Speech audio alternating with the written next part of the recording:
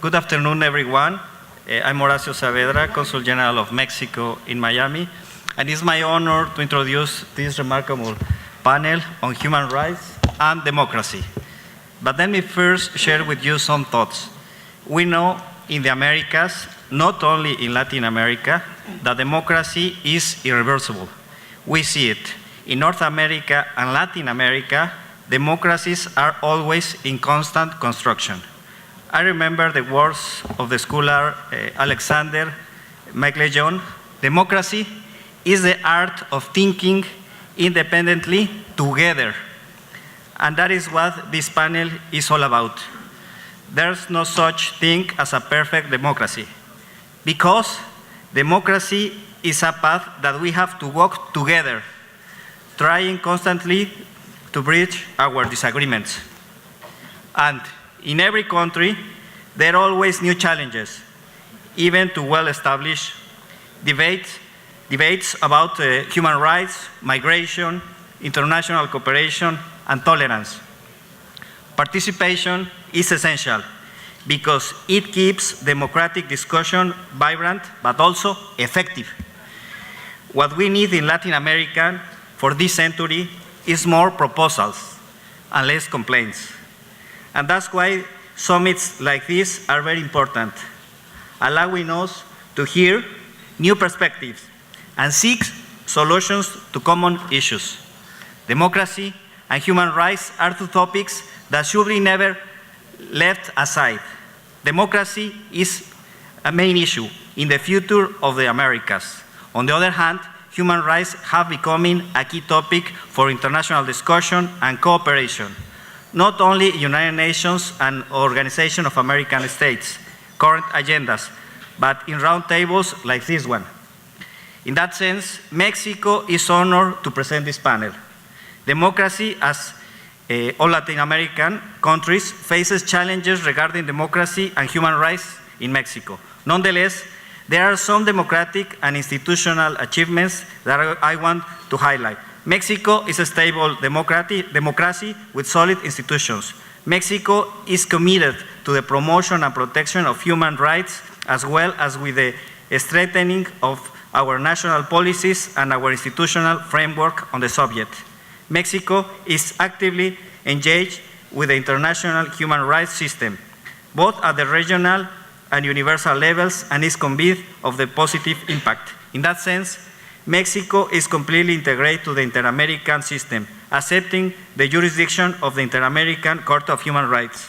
That's also why Mexico gives a special importance to democracy and human rights, two concepts that distinguish this panel, which I'm honored to present. Thank you.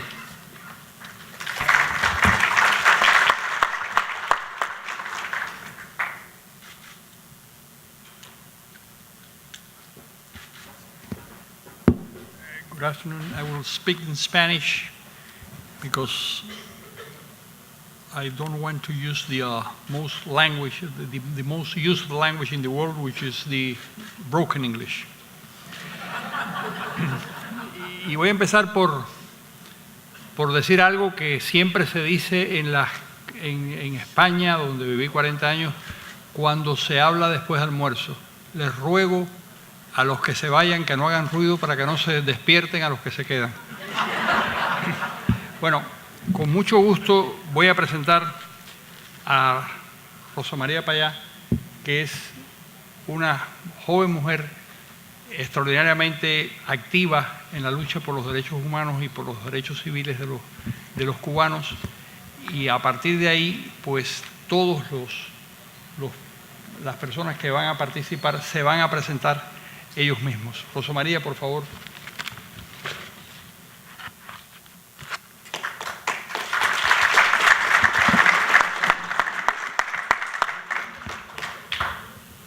Muchas gracias, Carlos. Para mí un gusto estar con todos ustedes y un honor ser presentada por ti. El pueblo cubano continúa viviendo una de las crisis más importantes a nivel político, a nivel económico, a nivel social y, por supuesto, a partir de la falta de derechos humanos en la que está sumido. Y esto ocurre después del cambio de política de los Estados Unidos del año 2014, ocurre después de la superación de la política de posición común que tenía la Unión Europea.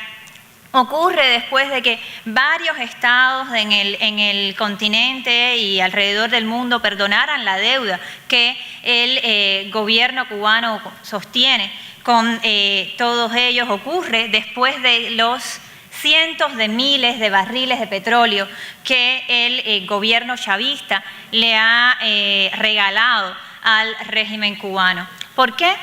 Ocurre porque simplemente la razón de la crisis económica, política y social que vive mi país hace 60 años no está en el mundo, no está en los Estados Unidos ni está en Europa, está en un régimen totalitario que ha mantenido subyugado al pueblo cubano sin la más mínima capacidad de autogestión, precisamente porque ha secuestrado todos sus derechos, forzando a un pueblo a la miseria,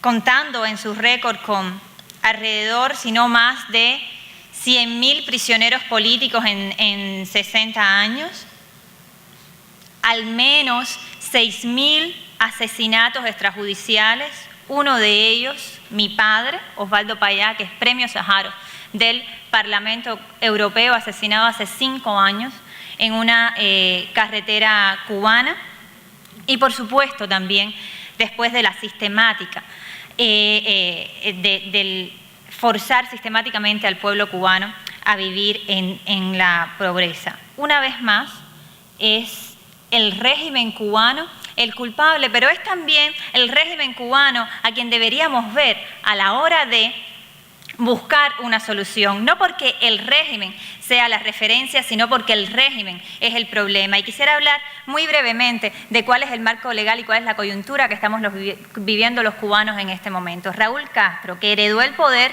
de su hermano de manera dinástica, que jamás ha sido escogido por los ciudadanos cubanos, Raúl Castro ha anunciado que se retirará del Consejo de Ministros de Cuba el próximo 24 de febrero. Raúl Castro no ha dicho que se irá de la presidencia del Partido Comunista, pero los cubanos y el resto del mundo tenemos dentro de 5 meses una oportunidad quizás sin precedentes en 60 años de totalitarismo de decirle a ese régimen que no va a ocurrir con impunidad, que no es Raúl Castro quien va a decidir el futuro de los cubanos. Y para eso la respuesta es muy simple, la respuesta digamos que es elemental, la inventó la democracia hace años y se trata de las elecciones, se trata del voto popular, se trata de que sean los cubanos quienes decidan su futuro y no Raúl Castro, como pretende y como parece ser el plan del régimen para dentro de 5 meses. Y yo quisiera aprovechar esta oportunidad de dirigirme a todos ustedes, de dirigirme a los amigos que me acompañan en el panel para ser muy clara en cuanto a qué es lo que los cubanos necesitamos. Por supuesto que necesitamos solidaridad internacional, por supuesto que necesitamos que las voces del mundo se alcen, por supuesto que necesitamos que se condicione a ese régimen a cumplir la voluntad de los cubanos, pero con una petición muy clara. Y esa petición es que sean los cubanos quienes decidan, que seamos los cubanos quienes decidamos el sistema para nuestro país. Y no como ocurre ahora, y ocurre no solamente por la fuerza del régimen cubano, ocurre no solamente a partir de la violencia de los funcionarios del régimen, ocurre también a partir de la ley cubana, porque ellos también estudiaron las transiciones y cerraron la Constitución de tal manera que el sistema político, económico y social en Cuba es irrevocable. Y yo me temo que eso es lo que quieren hacer en Venezuela con la constituyente. E irrevocable significa que el sistema de Partido Único Comunista, con el Partido Único Comunista como el ente rector de la sociedad en Cuba, por constitución no se puede cambiar. Pero por supuesto que ni tan siquiera la Constitución debe estar por encima de la voluntad soberana del pueblo. Y como la voluntad soberana del pueblo es de cambio, nosotros le pedimos a la comunidad internacional que nos acompañen en esos cambios. Y no se lo pedimos solamente porque es lo honesto y lo decente hacer. No se lo pedimos solamente porque ya es hora de que los cubanos sean libres. Se los pedimos porque nos parece que para la comunidad internacional, desde Estados Unidos hasta Venezuela, desde Europa hasta Corea del Sur, para la comunidad internacional es importante también Cuba democrática, es importante también la libertad de nuestro país. Estamos hablando de un régimen considerado como la cuarta amenaza de espionaje para los Estados Unidos.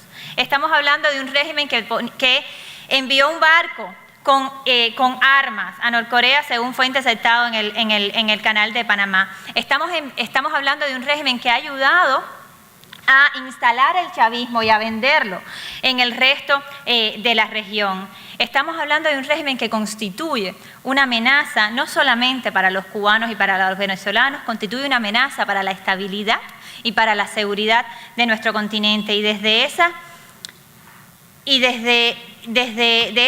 esa visión y desde ese enfoque es que los cubanos nos atrevemos a decirles: acompáñennos en nuestra lucha y apoyen también el derecho que como nación tenemos a decidir nuestro futuro. Muchas gracias. Juan Carlos Becky, por favor. Muy buenas tardes, muchísimas gracias, Carlos Alberto, un placer de compartir con ustedes, con todos. Agradecerle al liderazgo del gobernador de la Florida, Rick Scott, que ha sido muy solidario con la comunidad de venezolanos que estamos acá, y por impulsar este tipo de foros para hablar sobre la crisis en la región, principalmente en los temas de democracia y respeto a los derechos humanos. A mí no me ha sido fácil llegar aquí. En el año 2014, junto a los estudiantes en Venezuela, junto a Leopoldo López, María Corina Machado, Antonio Ledesma, advertíamos lo que podía suceder en Venezuela y llamábamos a los venezolanos para que levantáramos nuestras voces para defender el derecho de vivir en libertad y reclamar nuestros derechos sociales, que había una crisis que se iba a profundizar si no la atendíamos a tiempo. Bueno, eso produjo que a Leopoldo López le dictaran orden de captura. Como ustedes saben, llevaba ya 3 años y medio preso, hoy está en su casa, pero preso, simplemente por alzar su voz. Y 5 días después me dictaron orden de captura a mí. Trataron de capturarme en 3 oportunidades, de manera violenta, con un despliegue militar policial tremendo. No pudieron capturar. Estuve en Venezuela escondido cerca de 3 meses. Durante esos días tuve a mi esposa embarazada, nunca pues supe luego de la barriga. Me preguntan por qué tu hijo se llama Sebastián y les digo porque fue el único nombre que pudimos discutir antes de yo irme a la clandestinidad. Temía por la vida de mi hijo, esa es la verdad. De las amenazas que recibíamos, y luego me tocó tomar la dura decisión de tener que dejar mi país por razones políticas, y ese, se los digo y se lo transmito, ha sido la decisión más difícil y compleja de mi vida, tener que dejar mi país por razones políticas, en pleno siglo XXI. Y eso ha sido el caso de muchos. Aquí está Lester Toledo, aquí está Salvador Luquezzi, aquí está Warner Jiménez, alcalde, Roderick, otros venezolanos, Leonardo, que están siendo perseguidos igual que yo.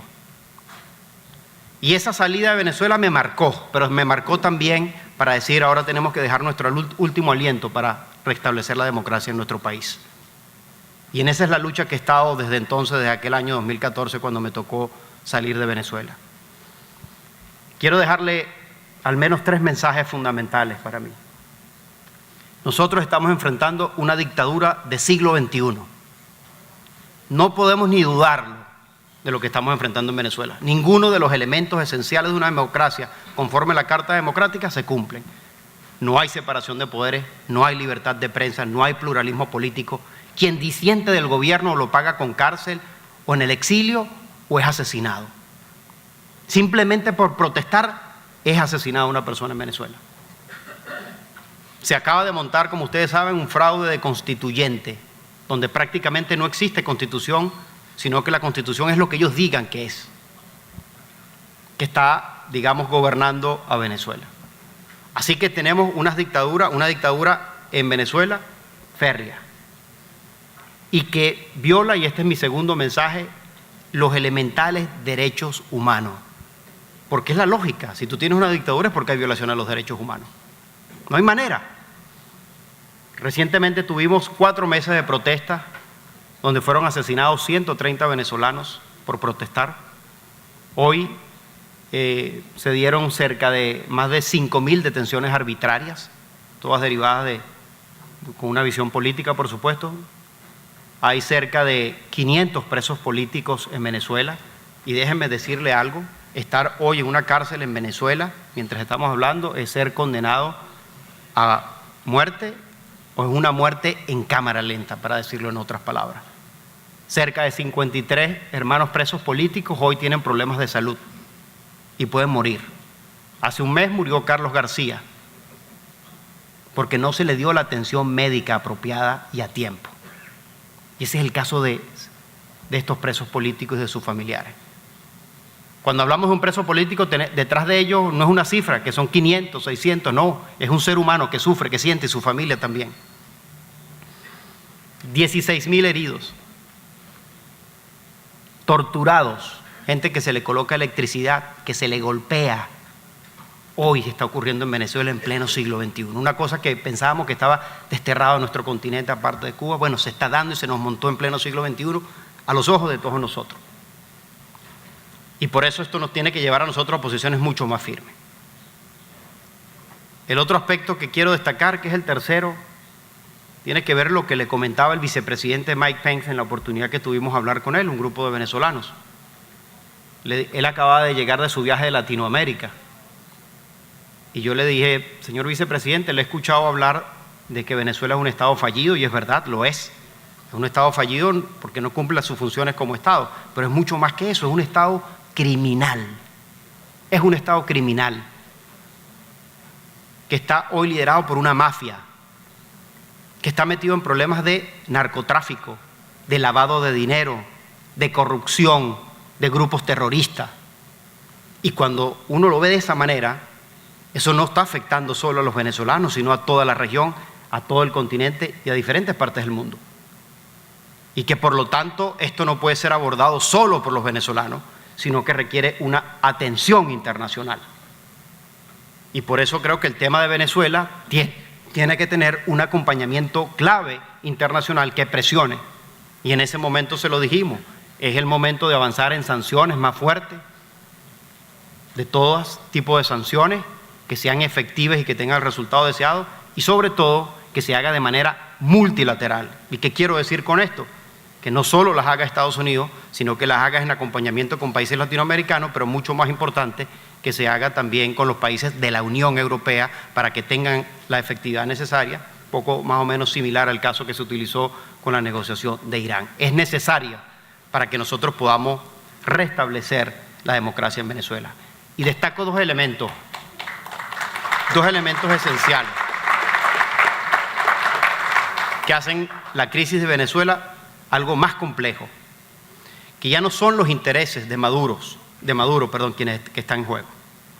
Tenemos a dos países allí, los intereses de los Castro, ya no hablo de los cubanos, sino de los Castros en particular, y por supuesto de Rusia, que hace más complejo esto. A ellos no les interesa lo que piense Maduro. Yo creo que nosotros somos el único país del mundo que ha sido invadido por una potencia, no por una potencia, por un país extranjero, en este caso Cuba, y que hemos financiado, la hemos pagado. Yo creo que no existe precedente sobre eso. Yo pago para que me invadan.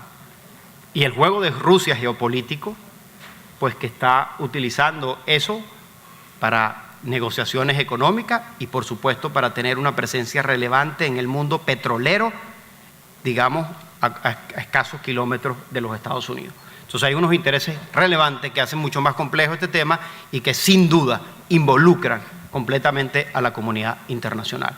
Yo solo cierro diciendo lo siguiente. Yo creo en mi pueblo, creo en el espíritu de cambio, en esa voluntad de cambio que está ahí en nuestra sociedad. Ellos podrán extender la agonía, pero jamás van a poder parar el cambio.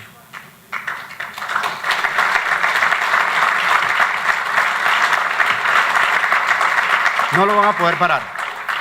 Y ese espíritu libertario nuestro, que nos viene de nuestros libertadores en el siglo XIX, cuando logramos la independencia nuestra, en el siglo XX, cuando iniciamos la dictadura de Gómez, férrea, militarista, nos toca otra vez en el siglo XXI dar esa batalla por la libertad en su plena dimensión. Y estoy convencido que los años que vienen para Venezuela van a ser una etapa nueva, vigorosa, y que al final del día nos vamos a sentir orgullosos de lo que hemos hecho juntos, no solo los venezolanos, sino la comunidad internacional, que también está siendo protagonista. Muchas gracias. Embajador.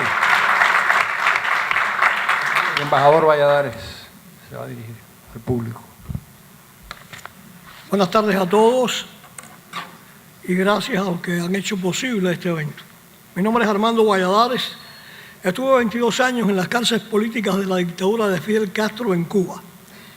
Yo era un funcionario del gobierno revolucionario y un día fueron a colocar en mi buró un eslogan que decía: si Fidel es comunista, que me pongan en la lista, que estoy de acuerdo con él. Me negué a que me incluyeran en aquella lista y eso me señaló como un enemigo de la revolución. Unas semanas después me arrestaron. Los interrogadores de la policía política me dijeron que aunque en el registro efectuado en mi casa no ocuparon armas, explosivos ni algo que pudiera señalarme como un conspirador, tenían la convicción de que yo era un enemigo potencial de la revolución y que por eso me condenarían.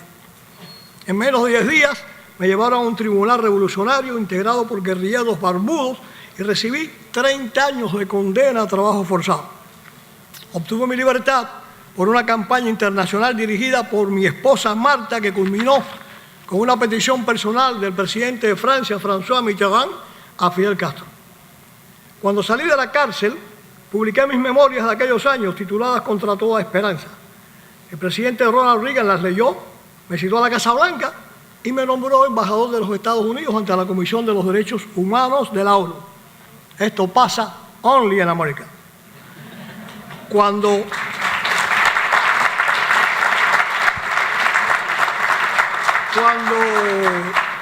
todos pensábamos que el siglo XXI traería para las Américas un tiempo de estabilidad democrática, con crecimiento económico, mayor igualdad, respeto a los derechos humanos y oportunidades, hemos visto como hoy tenemos que contemplar una América Latina en crisis, con un crecimiento de las dictaduras y con la permanencia y expansión del castrismo, que se ha instituido como la amenaza regional más grande contra la libertad y el respeto a los derechos humanos. Con el dinero y el petróleo de Venezuela, con los recursos de la corrupción transnacionalizada por el Foro de San Pablo, con los beneficios del narcotráfico y con todo lo que ese dinero producto de actividades criminales consigue, las dictaduras de América Latina han crecido y se mantienen en el poder. En 1999 solo teníamos los cubanos el privilegio de tener una dictadura, la única que existía, la de Castro en Cuba, que agonizaba en su denominado período especial. Hoy, después de 18 años, el modelo dictatorial cubano se ha expandido a Venezuela, Bolivia, Nicaragua, Ecuador y ha pasado por Argentina con los Kirchner, por Brasil con Lula y Rousseff, ha atacado sostenidamente al Perú, ha generado crisis en Guatemala, controla parcialmente El Salvador, ha tenido mucho éxito en Colombia, legalizando a la FARC de las manos del presidente Santos, que siendo un adolescente fue reclutado por el Departamento de Américas de la Seguridad del Estado de Cuba y bautizado por el propio Castro como el camarada Santiago. Cuba controla los países del Petrocaribe y con su manipulación, como dije, el petróleo y el dinero venezolano mantienen la mayoría en la Organización de Estados Americanos, conseguidas con prebendas, sobornos y amenazas. Ninguno de estos atentados contra la libertad y la democracia hubiera podido lograrse sin una sistemática política de violación de los derechos humanos dirigida por la de Cuba castrista, que ha recreado y exportado su metodología de control social y político basada en crímenes de lesa humanidad. En el siglo XXI se violan los derechos humanos por acción, por omisión y por soborno. Por acción los violan gobiernos de las dictaduras del denominado socialismo del siglo XXI, que es un neocomunismo puro. Han establecido constituciones, leyes y procedimientos donde se desconocen los elementales derechos de la persona. No se respetan la libertad, la vida, la seguridad, la propiedad. Estos conceptos no tienen ningún valor, pues están subordinados al interés del Estado y del régimen que se ha apoderado de él.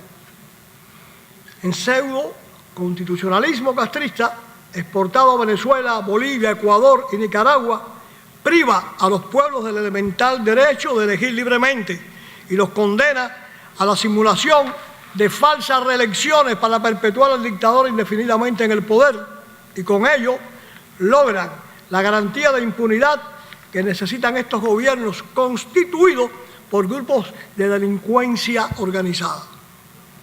La prueba está en los perseguidos políticos, los presos políticos y los exiliados políticos que desde la expansión del castrochavismo en las Américas han logrado que el exilio, que era solamente cubano en el 1999, se haya convertido en exilio latinoamericano, integrado por miles de venezolanos, bolivianos, ecuatorianos, centroamericanos.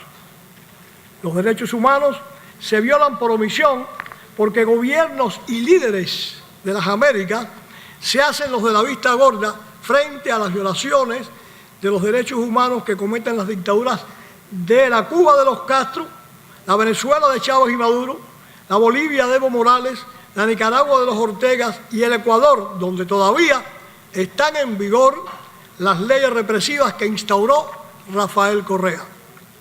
Los gobiernos de las Américas han simulado con mucho éxito la falacia de que las dictaduras del socialismo del siglo XXI son democracias.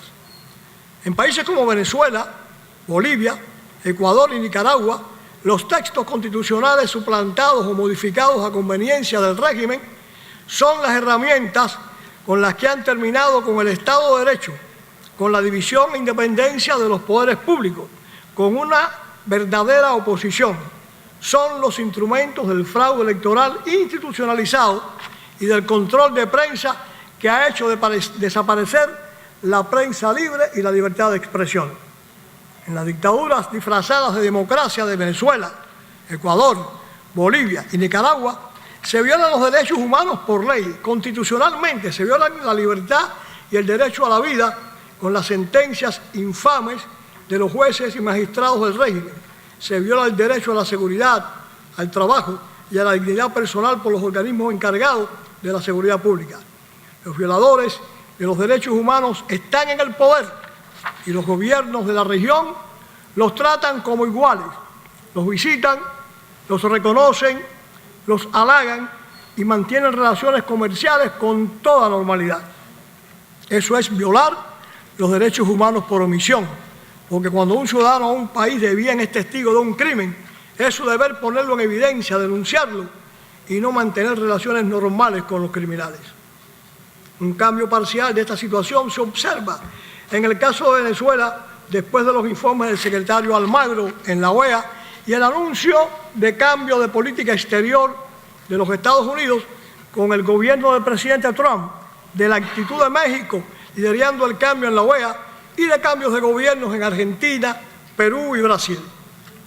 Pero casos iguales o peores acontecen en Ecuador con la ley Mordaza y las decenas de presos políticos perseguidos, expropiaciones y corrupción tapadas por la manipulación de jueces y fiscales, o en la Bolivia de Evo Morales con la expansión cuasi legal de los cultivos de coca, la comisión de más de 20 masacres sangrientas, el encubrimiento de la corrupción y el narcotráfico, las decenas de presos políticos y más de 1000 exiliados por la manipulación de la justicia, que se ha convertido en el brazo represivo del régimen. O en Nicaragua, donde para prorrogarse en el poder se ha dado fin con el derecho de libre asociación y de igualdad. La violación de los derechos humanos por soborno, por intereses ilegítimos, es la que lamentablemente cometen los gobiernos de los países del Petrocaribe, que por recibir petróleo venezolano han sido capaces de votar en la Organización de Estados Americanos, protegiendo a Venezuela de una condena y convirtiéndose en cómplices de los crímenes de la dictadura de Maduro. También en las Naciones Unidas se han unido para proteger a los dictadores, amparar las masacres en Venezuela o para elegir como miembros de los organismos de protección de derechos humanos a violadores sistemáticos de estos derechos, como lo han sido los representantes de Cuba y Venezuela y como vergonzosamente sucede hoy en el Consejo de Derechos Humanos de la ONU. Muchas gracias.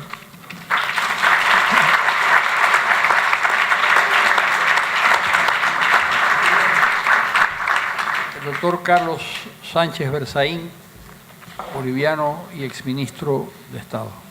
Gracias, buenas tardes. Agradecer a la iniciativa del gobernador de la Florida y saludar a tan ilustres panelistas. Sostengo que las dictaduras del socialismo del siglo XXI, lo que se llama ya el castrochavismo, han institucionalizado la violación de los derechos humanos en la región. Por eso, hoy día en las Américas hay dos Américas. Una América democrática, que gracias a Dios es la mayoría, que está conformada por países que tienen previsibilidad, que tienen Estado de Derecho, que tienen división e independencia de poderes, que tienen alternancia en el poder, que tienen prensa libre.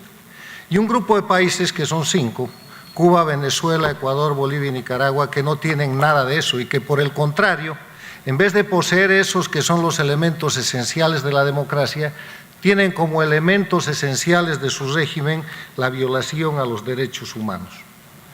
¿Cómo es que institucionalizan la violación de los derechos humanos?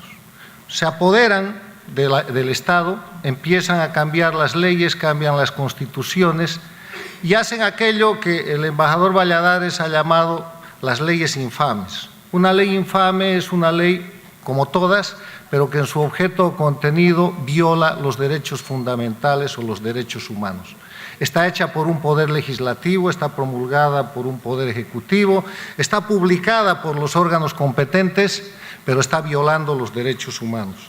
Y en esta breve exposición voy a dar algunos ejemplos de lo que son esas leyes infames que existen, como ya lo ha señalado Becho, en Venezuela, obviamente, como lo ha señalado la señora Payá, en Cuba, pero que existen además en Ecuador, Bolivia y Nicaragua. La Declaración Universal de los Derechos Humanos, adoptada por las Naciones Unidas el 10 de diciembre del 48, además de enunciar y proclamar los derechos humanos que todos conocemos y repetimos, a la vida, a la libertad, a la seguridad, a la salud, al trabajo, proclama 2 derechos humanos fundamentales sobre los cuales no se comenta mucho: el derecho a la propiedad privada y el derecho a la democracia. Y les voy a hablar hoy día del derecho humano a la democracia, que está integrado en el texto de la Declaración Universal de los Derechos Humanos entre el artículo 18 y el artículo 21 de la Declaración. El artículo 18 establece la libertad de pensamiento, de conciencia y de religión. El artículo 19 establece la libertad de opinión y de expresión. El artículo 20 declara como derechos humanos la libertad de reunión y de asociación. Y en el artículo 21 se manda que toda persona tiene derecho a participar en el gobierno de su país directamente o por medio de representantes libremente escogidos, pero además se agrega que la voluntad del pueblo es la base de la autoridad del poder público y que esta voluntad se expresará mediante elecciones auténticas que habrán de celebrarse periódicamente por sufragio universal e igual por voto secreto. Declaración Universal de los Derechos Humanos, ratificada por el Pacto de San José de Costa Rica, que es el Tratado Interamericano de Derechos Humanos en su artículo 23. Entre los derechos humanos está el derecho a la democracia. No es una concesión. Cuando la Carta Democrática Interamericana del año 2001 recoge los elementos esenciales de la democracia, lo que hace es recoger los principios de estos derechos humanos para ponerlos como otra norma vigente, válida y obligatoria en todas las Américas. Entonces, a partir de la constatación, o del recuerdo más bien, de que el derecho a la democracia, de que la democracia es un derecho humano, veamos qué es lo que hace el castrochavismo, o lo que ha hecho en los últimos 18 años para atentar contra ese derecho humano y hacer desaparecer la democracia en Venezuela, Ecuador, Bolivia y Nicaragua. Voy a poner unos cuantos ejemplos y voy a empezar con el Ecuador. En el Ecuador se ha mencionado la ley Mordaza, que es la ley represiva más importante, yo creo, no solo del hemisferio, sino del mundo, respecto a la libertad de prensa y la libertad de expresión. En el Ecuador se ha hecho a través de la Inter-American Bar Association y del Inter-American Institute for Democracy 6 estudios de casos, de sentencias de jueces que han dictado sentencias contra ciudadanos y los han condenado a penas privativas de libertad, muchos de ellos presos y otros exiliados, que van desde la expropiación de canales de televisión privada hasta cárcel de 6 meses por aplaudir, pasando por acusaciones contra indígenas, pasando por encarcelamiento de dirigentes políticos, por persecuciones y por secuestro de opositores. Esto sucede a través de esas leyes que hemos señalado como infames, pero solo es posible con jueces infames que nacen del cooptamiento o del control total de los órganos del poder público. Porque si hay un poder importante en la organización de un Estado democrático, es el poder judicial, que tiene que garantizar no solo el respeto a la Constitución, sino el respeto a los derechos fundamentales y el ejercicio de las libertades. Cuando los poderes del castrochavismo cooptan ese poder judicial, lo que hacen es montar el más eficiente mecanismo de represión y persecución política a través de los jueces, porque los jueces, en vez de ser protectores de la libertad y la democracia, como debería suceder, se han convertido en Cuba desde hace 60 años, y el caso Valladares lo acaba de acreditar. Se han convertido en Venezuela desde hace aproximadamente 18 años, se han convertido en Bolivia desde hace más de 10 años, en el Ecuador por el mismo tiempo y en Nicaragua, en el instrumento de represión política que criminaliza la oposición y penaliza y castiga con título de legalidad a la gente que se opone a los regímenes dictatoriales. Esos jueces infames pronuncian fallos y sentencias infames que el mundo libre no puede reconocer, pero que sin embargo generan sonoros y grandes casos de otro instrumento de la represión y del daño a los derechos humanos que usa la dictadura castrochavista, el asesinato de la reputación. Pobre de usted si es opositor y es enjuiciado o perseguido por el régimen de Evo Morales en Bolivia, o por el de Rafael Correa en el Ecuador, o por el de Ortega en Nicaragua. Será criminal, será violador, será asesino, será ladrón, será genocida, y eso será legalizado, entre comillas, con las leyes infames, por los jueces infames, con sentencias infames. Un aparato perfecto que parece legal, pero que es la piedra fundamental del sistema de destrucción del derecho humano que es la democracia a través del instrumento maravilloso del miedo.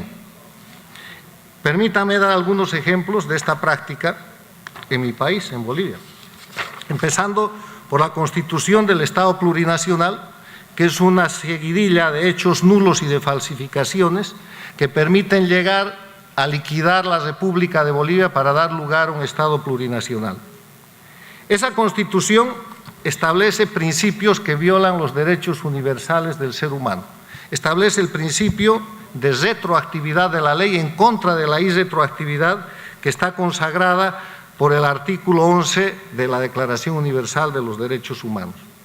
Esa Constitución del Estado plurinacional priva arbitrariamente a los bolivianos de su nacionalidad, porque hace desaparecer la República de Bolivia y crea 36 nacionalidades. Cuando usted se identifica en el censo o en su documento de identidad en la Bolivia plurinacional de Evo Morales, no puede ser boliviano, tiene que ser aymara, quechua, guaraní. Ha desaparecido la nacionalidad boliviana y de esa manera se ha violado el artículo 15 de la Declaración Universal de los Derechos Humanos, que dice que todo hombre o mujer, todo ser humano tiene derecho a no ser privado arbitrariamente de su nacionalidad. Esa misma Constitución desconoce la presunción de inocencia, porque presume la culpabilidad para las leyes establecidas para la persecución política.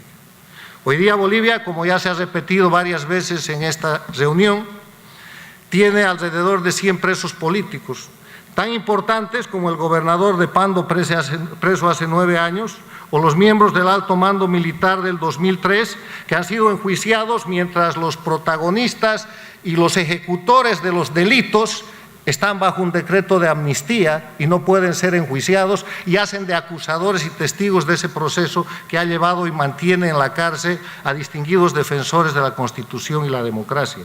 O las víctimas de la masacre del Hotel Las Américas en Santa Cruz, perpetrada por Evo Morales y su gobierno, que ha inculpado a centenas de personas que todavía están presos y que, si quieren salir de la cárcel, tienen que autoinculparse a través de los llamados procedimientos abreviados. O los exministros de Defensa y de Gobierno que han muerto presos en las cárceles de Evo Morales. Termino esto con una explicación muy breve de la violación al derecho de la democracia de los bolivianos que hoy día se está ejecutando. Evo Morales, a través de un grupo de diputados del Estado plurinacional, ha planteado la necesidad de ser reelegido por enésima vez y de tener reelección indefinida que su propia Constitución prohíbe. Para eso, un grupo de diputados alega que, de acuerdo al artículo 23 del Pacto de San José, Evo Morales tiene el derecho a ser reelegido porque es un derecho humano consagrado por ese instrumento internacional. Y que, como la Constitución plurinacional señala que cuando se trata de un derecho humano se debe aplicar con preferencia, le han pedido al Tribunal Constitucional de Evo Morales, tribunal infame, que declare inconstitucional la Constitución de Evo Morales para que se pueda reelegir indefinidamente. Y, sorpresa, el viernes pasado el Tribunal Constitucional de Evo Morales ha admitido la demanda y le ha dado curso, y es de esperar que en las próximas semanas la demanda sea aprobada. Esto tiene un pequeño detalle técnico.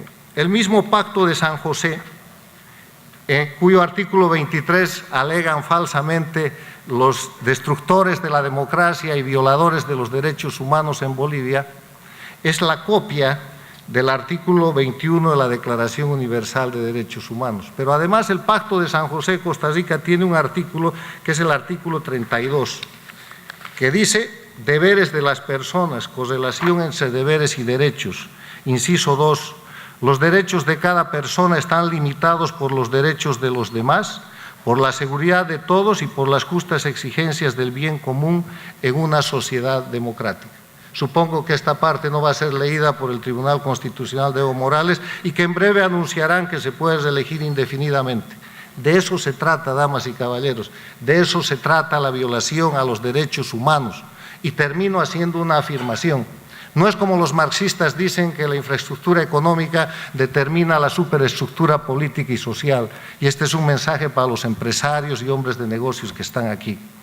Son las condiciones de democracia, la democracia y la libertad, la que determina cómo funciona el mercado para generar el desarrollo de los pueblos y de la gente. Muchas gracias.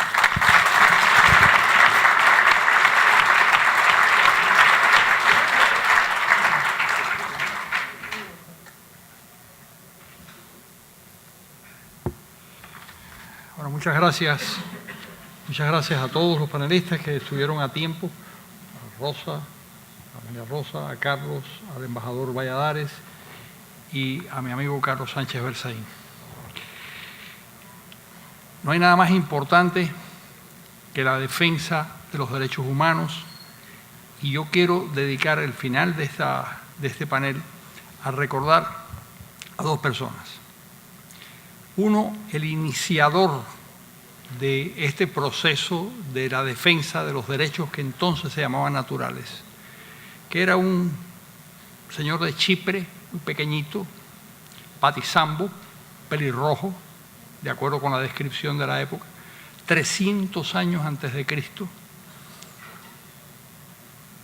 en la puerta Stoa, en Atenas, que reunió un grupo de personas para enseñarle lo que fueron los fundamentos de la filosofía que luego se llamó estoica precisamente por eso.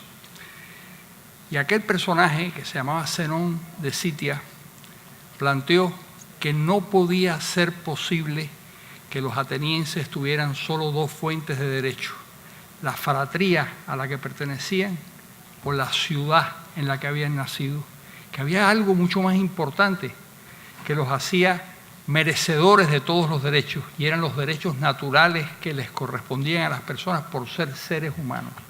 Ahí empieza la lucha, en aquel personaje que le lega al cristianismo y muy posteriormente, pero primero a Grecia y luego a Roma, le lega la idea de que existen los derechos naturales. Y lo segundo es lo que quiero leer, la letanía para el Día de los Derechos del Hombre, escrito por Salvador de Madariaga, un personaje extraordinario que fundó la Internacional Liberal en el sentido bueno de la palabra, el sentido europeo de la palabra, que decía: para aquellos que se agarran impotentes a los barrotes de la cárcel a fin de que nosotros podamos andar libres, va un pensamiento. Para aquellos que se pudren en la sombra a fin de que nosotros podamos andar al sol, va un pensamiento. Para aquellos a quienes han quebrado las costillas a fin de que nosotros respiremos a nuestras anchas, va un pensamiento. Para aquellos a quienes han quebrado el espinazo a fin de que nosotros podamos andar erguidos, va un pensamiento. Para aquellos a quienes han abofeteado a fin de que nosotros podamos andar sin temor de mano alguna, va un pensamiento. Para aquellos a quienes han amordazado a fin de que nosotros hablemos alto y fuerte, va un pensamiento. Para aquellos cuya dignidad yace en harapos sobre las losas de su celda a fin de que nosotros vivamos dignos, va un pensamiento. Para aquellos cuyas mujeres viven angustiadas a fin de que las nuestras vivan felices, va un pensamiento. Para aquellos cuyo país sufre cadenas a fin de que el nuestro sea libre, va un pensamiento. Y para sus carceleros y verdugos va un pensamiento, y es el más triste de todos porque son ellos los más mutilados y porque el día del ajuste de cuentas no puede tardar. Muchas gracias. Ladies and gentlemen, the panel will now be open for a few questions. Please raise your hand at your seat. Señoras y señores, el panel estará ahora abierto para limitadas preguntas. Por favor, levante su mano desde su asiento.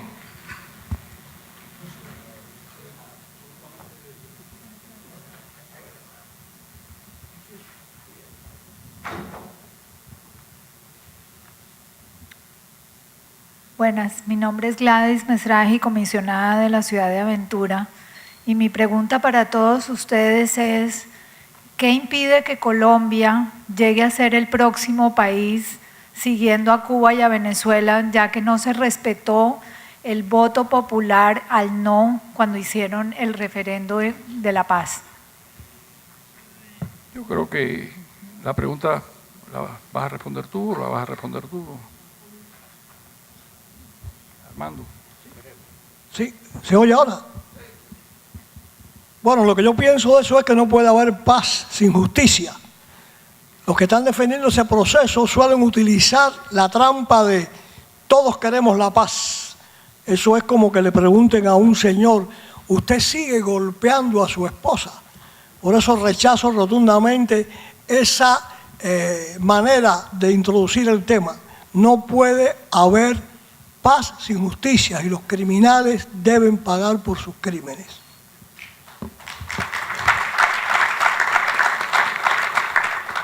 A ver, ¿alguna otra pregunta?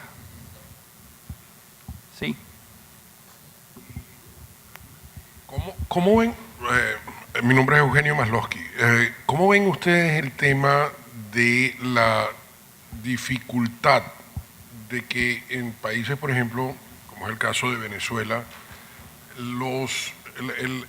se pueda lograr que los gobiernos democráticos de la región realmente no jueguen a la doble moral? Yo creo que Carlos Vecchio debe responder eso. Era a los otros países, ¿no?, que le preguntaba, ¿no? Yo creo que no se puede tener doble moral cuando hablamos de democracia y derechos humanos. Y hay que ser muy claros allí. Y siempre se los he dicho a la comunidad internacional, cuando nosotros hablamos del tema de democracia, derechos humanos, eso no tiene fronteras, no tiene ideologías, no tiene doble estándar, no tiene nacionalidad. Y por lo tanto los países están llamados a alzar su voz frente a eso. Y sobre todo cuando han aprobado aquí convenciones de los derechos humanos, por ejemplo la Carta Democrática de la OEA, que lo que buscan es precisamente tener el derecho a vivir en democracia y ser libre. Así que lo que nosotros hemos hecho, y por lo menos ha sido parte de nuestra lucha, es que quizás yo no le puedo cambiar la mentalidad, por ejemplo, al presidente de Perú, o como no se la puedo cambiar a Trump, pero los peruanos sí, pero los norteamericanos sí, y nosotros hemos buscado aliados en estos países para que sean, digamos, en cierta forma nuestros socios para la lucha contra el régimen. Y gracias congresistas y senadores de acá, del sur de la Florida, que estuvieron esta mañana, por ejemplo, es que el tema de Venezuela ha sido un tema doméstico de la política norteamericana y hoy está en las primeras líneas de la política doméstica acá en los Estados Unidos, pero ha estado también en España, pero ha estado también en Perú, por ejemplo. Y esa es la única manera que uno puede ir sumando para evitar eso y para que los nacionales de esos países obliguen a sus sistemas políticos y a sus presidentes a tener unas posiciones claras y firmes como frente a la democracia y los derechos humanos. Basta ya de documentos escritos, y se los he dicho a los países también. Llega un momento que las declaraciones son importantes, pero luego tiene que traducirse en acciones efectivas. The next question will be the last question. No, La próxima pregunta será la última. A ver, Complementando lo dicho por Carlos Vecchio, el otro tema es que los gobiernos tienen que entender que esta amenaza, que esta enfermedad que agobia hoy día a Cuba, Venezuela, Ecuador, Bolivia y Nicaragua, puede ponerlos a ellos como próximos de la lista. Si no se han retirado, están en crisis, las dictaduras castrochavistas están declinando por razones económicas, por razones políticas, por razones sociales, pero están puestos en evidencia, pero están listos para operar sobre cualquier país, sobre cualquier proceso electoral, a meterle una guerrilla, a operar terrorismo. No se olviden que la metodología castrista se permite todo, no tiene ningún límite, y en esa dinámica lo que tienen que entender los gobernantes para ser solidarios con los países ocupados por las dictaduras del socialismo del siglo XXI, es que se están protegiendo a sí mismos. Para hablar de los Estados Unidos, este grupo de países, la América no democrática, representa para los Estados Unidos amenaza por lo menos en 3 campos. En el área del financiamiento y sostenimiento del terrorismo de origen islámico, en el tema del narcotráfico, porque Caracas, Venezuela, el gobierno de Maduro se ha convertido en el hub de la cocaína, de los cocaleros de Evo Morales y de las FARC, y eso como discurso antiimperialista tiene como principal objetivo los Estados Unidos, además de los mercados latinoamericanos. Y tercero, las migraciones forzadas. La gente migra por miedo, no migra primero por razones económicas, y cuando hay miedo es cuando llega el narcotráfico, cuando llega el terrorismo, y eso es una presión sobre los Estados Unidos. O sea, por interés propio, las democracias de América Latina tienen que ayudar a terminar con las dictaduras de la región para que no hayan 2 Américas y toda sea una América democrática.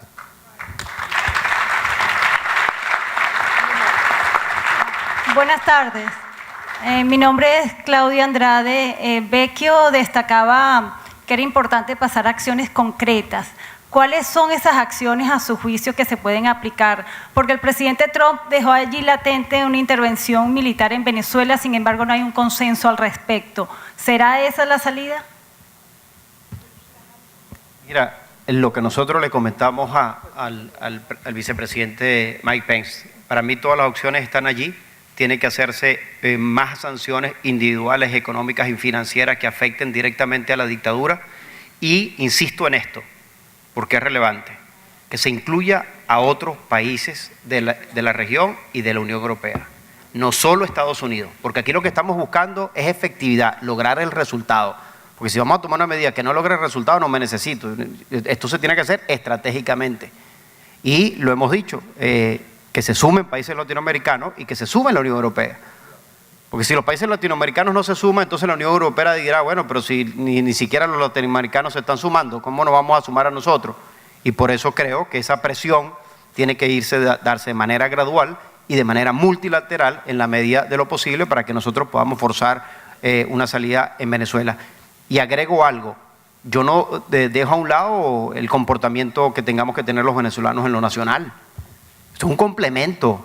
Lo internacional no sustituye la lucha que estamos dando nosotros en Venezuela y que tiene una situación mucho más compleja los venezolanos por el régimen que estamos enfrentando, de los riesgos que se corren. Ya les dije lo que pasó en las protestas. Así que esa lucha de ese espíritu de cambio de nuestro pueblo tiene que seguir manifestándose y tiene que tener este acompañamiento internacional por la dimensión de la crisis que estamos hablando. Y estos países tienen que entender que van a estar afectados, como lo decía Carlos. O sea, la droga corre desde Venezuela para acá. Aquí se utilizan todo el sistema financiero norteamericano para lavar dinero. aquí en Europa. Muchos de los testaferros que están ligados a Nicolás Maduro tienen sus reales no solo aquí, por ejemplo, los tienen en la Unión Europea, en los países europeos, casa, activo, sus familiares están allá. Bueno, entonces es la presión que hay que hacer y por eso tienen que ser mucho más masivas este tipo de sanciones y por eso tiene que tener este acompañamiento internacional, insisto, para si queremos tener un resultado efectivo. Entonces, ese fue el compromiso incluso que hizo el vicepresidente con todos los países latinoamericanos de empujar en esa dirección. Thank you to all the panelists. Muchas gracias a los panelistas.